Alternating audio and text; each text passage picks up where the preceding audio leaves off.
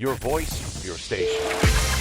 So, you want to hear school students talk about their travel experiences, learnings, escapades, episodes, knowledge, incidents from all the corners of the globe?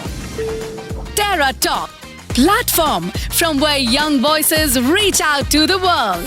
Brought to you by EdTerra Adventures.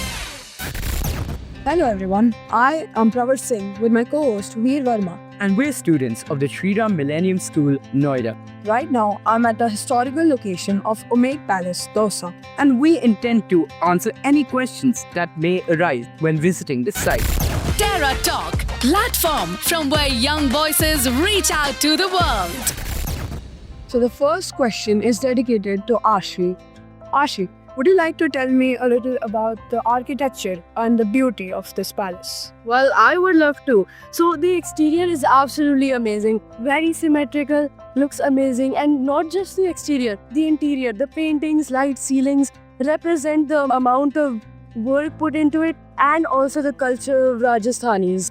Now, Mishka, would you care to comment on the cultural impacts and the legacy of this historic site? Well, tied with each other under the same culture, both passed down generations, preserved by the people, showcased by the palace. Respect, humility, and welcome was filled to the brim in the atmosphere of this palace. The Rajasthani cultural music and dance night showed the tribal roots and how deeply seated music is here in Dausa. Nature and wildlife was also a quiet but not unnoticed aspect that was highly appreciated by our students at TSMS. Next, Shanil, would you like to tell me about the nature, the beauty of environment and the flora and fauna of this place? Of course, Pravar. I would like to begin by how much I was left in awe of how big this place was. We were first welcomed by thousands of neem trees, but the spine-shaped leaves were so tall that I couldn't even comprehend how tall they were. Some people here still use these neem sticks as their toothbrushes till this day.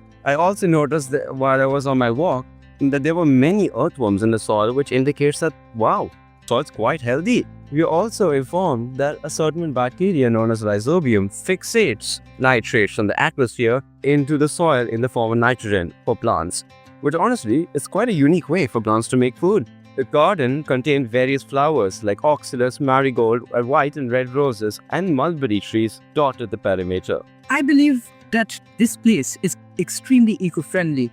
Would you care to share your opinion, Miraya?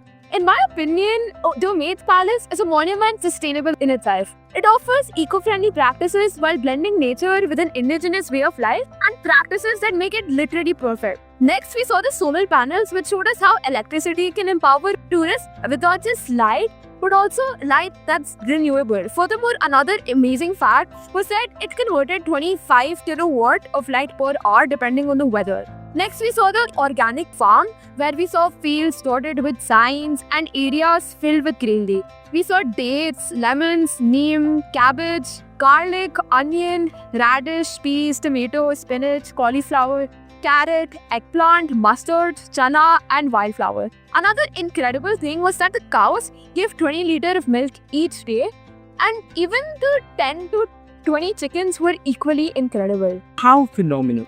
Now, a massive thanks to EdTerra for bringing us on this beautiful trip. And also special thanks to our teachers who took care of us during this whole trip. Like what you're listening? Stay tuned for a new podcast on classroomworld.com. Terra Talk, the #1 station.